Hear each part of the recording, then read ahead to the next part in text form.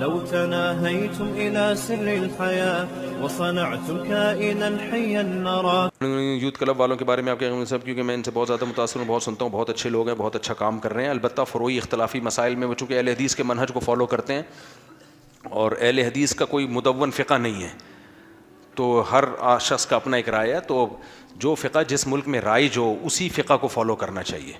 پاکستان میں فقہ حنفی ہے جو صدیوں سے چلا آ رہا ہے، تو آپ بلا وجہ 1.5 کی الگ مسجد بناؤ گے، لوگوں کے گھروں میں فسادات ہوتے ہیں. تو اور یوتھ کلب والے کوئی مسلط بھی نہیں کرتے اپنی رائے کو. اگر کوئی فقہ حنفی کے طریقے سے نماز پڑھے تو اس کو بھی کچھ نہیں کہتے وہ. تو اس لیے مجھے وہ لوگ پسند ہیں، ان کے ساتھ تعاون کرنا چاہیے، لیکن مسائل اپنے علاقے کے مستند علماء سے پوچھیں. مسائل نہ یوتھ کلب والوں سے پوچھیں نہ کسی اور سے پوچھیں، وہ خود بھی علماء سے ہی پوچھ رہے ہوتے ہیں. باقی لوگ اچھے ہیں کام، اور باقی یہ کہ چھوٹی چھوٹی اختلاف کی بیس پہ ہر شخص دوسروں کی ٹانگیں کھینچنا شروع کر دے گا تو اجتماعیت کب پیدا ہوگی؟ اجتماعیت کب پیدا ہوگی؟ تو کام اچھا کر رہے ہیں، نیت اچھی ہے ان کی، اور کام کا طریقہ کار ٹھیک ہے. سب سے بڑی بات یونیورسٹیوں میں جس طرح سے کام کرنا چاہیے اس طرح سے کام کر رہے ہیں. باقی کچھ مسائل میں وہ جمہور کی رائے سے الگ چلتے ہیں تو وہ آپ نہ چلیں.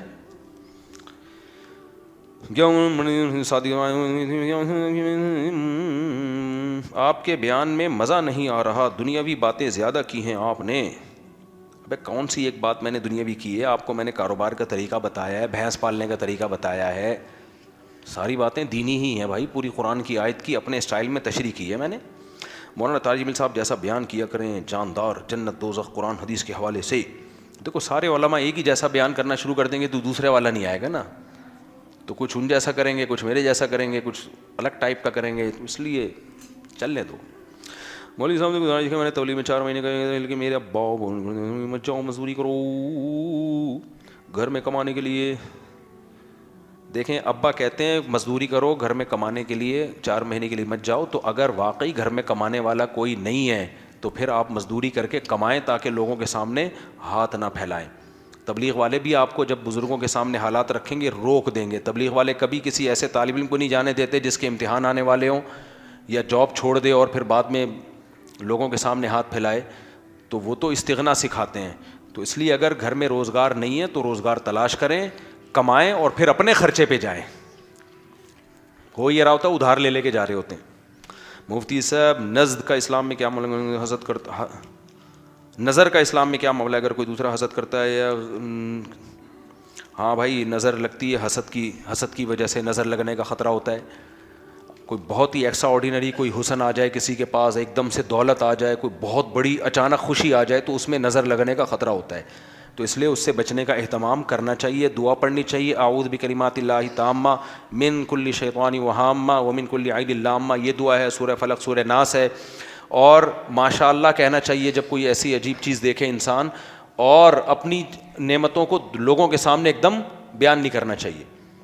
ہاں جو چیز سوسائٹی میں مشہور ہو جائے اس پہ پھر نظر لگنے کا امکان کم ہو جاتا ہے، یہ ختم ہو جاتا ہے تقریباً. جیسے کوئی مشہور ہی ہو جائے کہ دولت مند ہے، یا مشہور ہی ہو جائے کہ کوئی خاص نعمت ہے، تو تبھی دیکھو مشہور لوگوں کو نہیں نظر لگتی پھر ان چیزوں میں.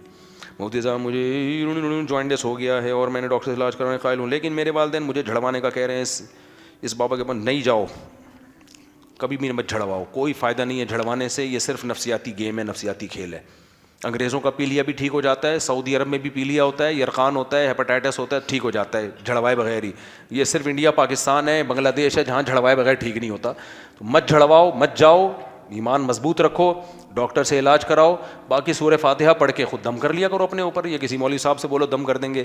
اس سے آگے یہ جھڑوانا، گلے میں جوتوں کا ہار اور پتے وتے سب ٹوپی ڈرامہ ہے. بہت تکلیف ہوتی ہے میری باتیں سن کر، جن کی دکانیں بند ہو رہی ہوتی ہیں بہت غصہ آ رہا ہوتا ہے ان کو، بہت غصہ آ رہا ہوتا ہے. اور میں چاہتا ہوں کہ غصہ آئے ان کو، اس لیے مجھے اور خوشی ہو رہی ہوتی ہے. کیا خیال ہے؟ آپ کسی کو چھیڑنے کے لیے، غصہ دلانے کے لیے کچھ بولو اور وہ کہے مجھے غصہ آ رہا ہے، تو آپ کہو گے اسی سلسلے میں تو میں بول رہا ہوں. تو اس لیے عاملوں کو بہت غصہ آتا ہے میرے اوپر، تو مجھے خوشی ہوتی ہے جب پتہ چلتا ہے غصہ آ رہا ہے. تو میں تو اس لیے تو بول رہا ہوں کہ آپ کو غصہ آئے. کوئی آپ کی بھی تو دم پہ پاؤں رکھے نا کم وقتوں، تو لوگوں کو تم نے جو الو بنایا ہوا ہے. مفتی سے میوچل فنڈ کے بارے میں بتا دیں کہ جو اس میں ہاں اس میں شریعہ بیس کمپنیز بھی موجود ہیں. جب شریعہ بیس کمپنی ہیں تو پھر جائز ہے، جیسے میزان بینک وغیرہ میں جائز ہے یہ. چلو بھائی کافی ہو. ہوا و حرص والا دل بدل میرا غفلت میں ڈوبا دل بدل دے.